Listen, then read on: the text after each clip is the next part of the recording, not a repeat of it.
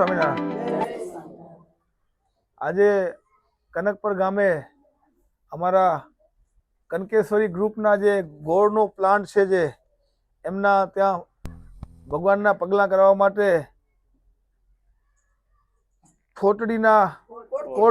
કોળકીના મંદિરના સાધુજીઓ આપણા ત્યાં આવેલા છે। બધા ફઈઓ, માનભાઈ ફઈ અને સૌ અગ્રણીઓ, સૌ સાધુ આપણે ત્યાં આવેલા છે। સાથે અમારા રૂડા બાપા અને એમનું આખું પરિવાર અમારે ત્યાં આવેલું છે। અમે તમને સૌને સતત નમન કરીએ છીએ અને આપ અમારા અહીંયા પ્લાન્ટની મુલાકાત લીધી અને આપણે પગલાં કર્યા છે। અમે ગદગદ તમારો આદર સત્કાર કરીએ છીએ। અને હું તમને જણાવી દઉં કે કચ્છમાં પ્રથમ વખત આ ગાય આધારિત શેરડીનું વાવેતર કરી અને અમે આ કનકપર ગામે આ ગોળ બનાવી રહ્યા છીએ। એનું નામ આપ્યું છે અમે કનકેશ્વરી ગોળ। અમારા ગામમાં શિવ ભગવાનનું મંદિર છે, એનું નામ છે કનકેશ્વર મહાદેવ। એના ઉપરથી અમે આ ગોળનું નામ આપ્યું છે કનકેશ્વરી ગોળ એમ। અને અમારા ગોળની વિશેષતા એ છે સાધ્વીજી કે આજે શેરડીનું જે અમે વાવેતર કરીએ છીએ, જે એનામાં કોઈ પણ રાસાયણિક ખાતર દવા નથી વાપરતા। માત્ર ગાયના ગૌમૂત્ર અને ગોબરથી એ વાપરીએ છીએ। અને આ શેરડીને અહીંયા કરીને પીલી એનામાંથી અમે ગોળ બનાવીએ છીએ। ગોળમાં પણ કોઈ પણ એને સંગ્રહ કરવા માટે પ્રિઝર્વેટિવ કે કોઈ રાસાયણિક કે કોઈ કેમિકલ કોઈ રંગ અમે નાખવામાં નથી આવતા। માત્ર સાત્વિક ગોળ અમે બનાવી રહ્યા છીએ અને કચ્છની જનતાને અમે આપી રહ્યા છીએ।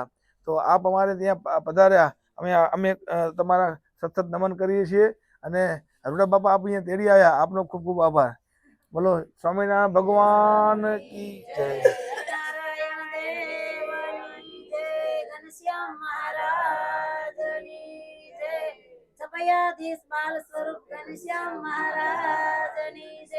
લક્ષ્મીનારાયણ દેવની જય।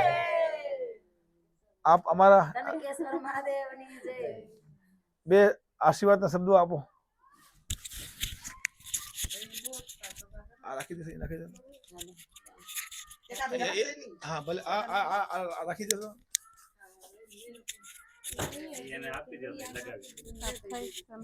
અંત 1882 પોષ સુદ એકાદશી ને દિવસ સ્વામી શ્રી સહજાનંદજી મહારાજ ગામ શ્રી વડતાલ मध्ये લક્ષ્મીનારાયણના દરબારમાં લીમડાના વૃક્ષ તળે પાટ ઉપર ગાદી તક્યા નખાવીને વિરાજમાન હતા।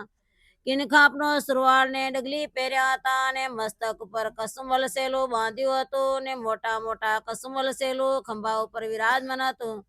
મસ્તક ઉપર સોનાને ઈંડાએ સહિત છત્ર વિરાજમાન હતું અને પોતાના મુખારવિંદની આગળ મુનિ તથા દેશ દેશના હરિભક્તની સભા ભરાઈને બેઠી હતી। તે સભામાં શોભારામ શાસ્ત્રીએ પ્રશ્ન પૂછ્યો, દેહે મહારાજ, દેવીની અસુરી બે પ્રકારના જીવ છે, તે આ ભાઈને પેરા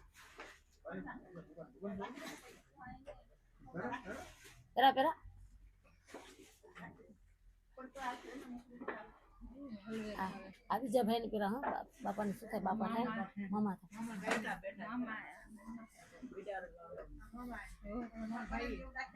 આ મામી ઠીક આ વિડિયો ઉતારે ને પેરા। હા હા